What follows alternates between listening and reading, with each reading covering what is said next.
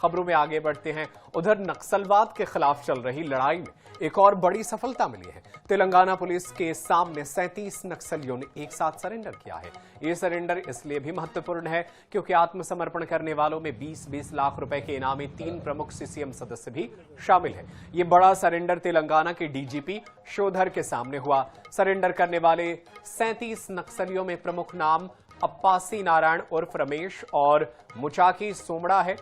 ये तीनों सीसीएम सदस्य थे जिन पर तेलंगाना सरकार ने 20-20 लाख रुपए का इनाम रखा था।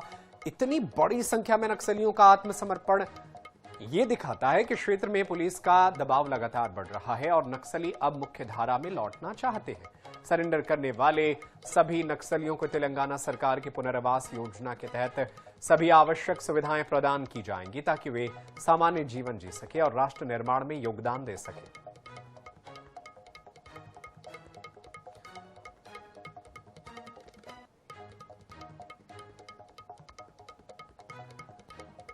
और चलिए इसी खबर पर ज्यादा जानकारी के लिए अपने सहयोगी का रुख कर लेते हैं। हमारे साथ गणेश मिश्रा हमारे सहयोगी लाइव जुड़ गए हैं। गणेश, हमने देखा हाल ही में हिड़मा जैसे सबसे खूंखार नक्सली को मार गिराया गया और अब जो है कई 20-20 लाख के इनामी नक्सली सरेंडर कर रहे हैं। तो माना जाए कि अब नक्सली जो है इसी तरीके से सरेंडर करने वाले हैं क्योंकि उनको मालूम है कि बड़े नक्सलियों को तो सुरक्षा बलों ने मार गिराया है।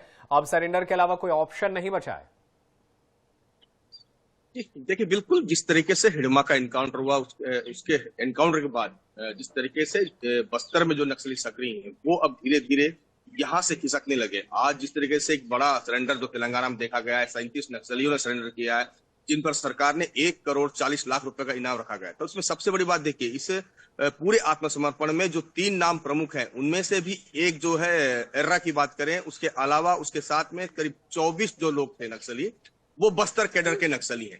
जिसके बाद जो अन्य नक्सली हैं उनमें से कुछ सुकमा के नक्सली हैं और एक जो है नारायणपुर का है। तो कहीं ना कहीं देखिए बस्तर के नक्सली भी अब धीरे धीरे जो है सरकार की योजना है उन पर विश्वास कर रहे हैं। परंतु इससे भी बड़ी बात यह है कि जिस तरीके से नक्सलियों के खिलाफ एक बड़ा अभियान चल रहा है, एनकाउंटर्स हो रहे हैं, बड़े बड़े लीडर्स मारे जा रहे हैं। देखिए अभी लगभग 1 दर्जन से ज्यादा जो है नक्सली कमांडर जो तेलंगाना और आंध्र गए थे वो मारे गए और उससे भी कहीं ज्यादा नक्सलियों ने सरेंडर कर दिया। तो कहने के देखिए अब जो नक्सली बचे हुए हैं उनमें एक भय का भी माहौल बना हुआ है। दूसरी तरफ देखिए, जब तक जान रहेगा तब तक आप किसी भी आंदोलन को आगे चला सकते हैं। जब आप जीवित ही नहीं रहेंगे तो किसी भी आंदोलन का कोई भी तात्पर्य नहीं है। तो ये एक बड़ी वजह है कि एक तो मौत का भय है, दूसरा जिस तरीके से अभियान और दबाव बना है फोर्स के ऊपर, जो बड़े लीडर मारे जा रहे हैं उसका एक बड़ा असर है कि नक्सली जो है लगातार अब जो समर्पण कर रहे हैं। और दूसरी बात, अगर जो बचे हुए नक्सली की बात करें तो लगभग 3 से 4 नक्सली जो बड़े लीडर हैं, जिनके बड़े नाम हैं, जिनमें गणपति है, गणेश उइके है, बटालियन का कमांडर देवा है, ये जो नक्सली है अब बचे हैं जो अब इस इलाके में संचालित करने की कोशिश कर रहे हैं। उसके अलावा पापाराव की बात कर ले, वेल्ला की बात कर रहे हैं, ये कुछ नक्सली हैं बचे हैं। परंतु जिस तरीके जो खबरें निकल कर आ रही हैं हिड़मा के एनकाउंटर के बाद और ये बड़े नक्सलियों के मारे समर्पण के बाद, तो ये नक्सली भी अब धीरे धीरे सरकार से, छत्तीसगढ़ सरकार, तेलंगाना सरकार, महाराष्ट्र और आंध्र सरकार से संपर्क करने की कोशिश कर रहे हैं आत्मसमर्पण के लिए। तो कहीं ना कहीं देखिए धीरे धीरे जो है नक्सलवाद और नक्सल हिंसा से जुड़े हुए लोग वो हथियार डाल रहे हैं। बिल्कुल, नक्सली जो है हथियार डाल रहे हैं, उन्हें पता है कि अब दूसरा रास्ता बचा नहीं है। तो गणेश, क्या माना जाए कि नक्सली जिस तरीके से पहले उत्पात मचाते थे, अब एक तो वो कभी मचा नहीं पाएंगे उत्पात पहले जैसा, और क्या माना जाए कि आने वाले वक्त में बड़ी संख्या में और भी नक्सली जो है वो आत्मसमर्पण करने की तैयारी में है या वो संपर्क करने की कोशिश कर रहे हैं, क्योंकि जान है तो जहान है।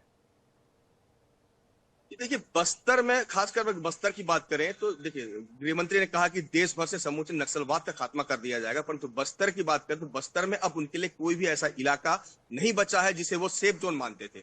इसके पहले नक्सली तेलंगाना का जो बॉर्डर इलाका है वो बीजापुर में गंगलूर का क्षेत्र हो गया, पामेड़ का क्षेत्र हो गया, नेशनल पार्क और अबुजमाड़ का ये इलाका इनके लिए ट्रेनिंग कैंप हुआ करते थे, ये इन्हें अपना बेस बनाकर रखे थे। परंतु इन्हीं इलाकों में फोर्स का सबसे ज्यादा दबाव है और इन्हीं इलाकों में सबसे ज्यादा कमांडर्स मारे गए हैं।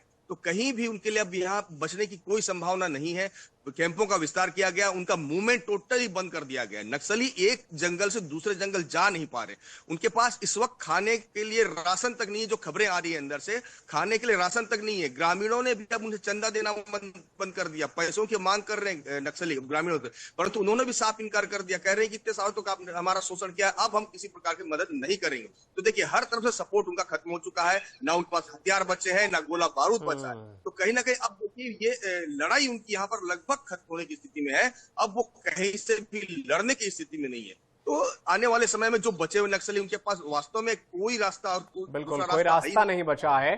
और ये जैसे कहते हैं फिल्म का क्लाइमेक्स और आखिरी सीन चल रहा होता है, नक्सलियों के साथ भी यही हो रहा है। 3-4 महीने बाद मार्च का वो तारीख भी आने वाला है जब नक्सलियों के खात्मे का ऐलान किया जाएगा। ऐसे में अब नक्सलियों के पास दूसरा रास्ता बचा भी नहीं है। बहुत शुक्रिया गणेश, तमाम जानकारी के लिए आप नजरें बनाए रखिएगा।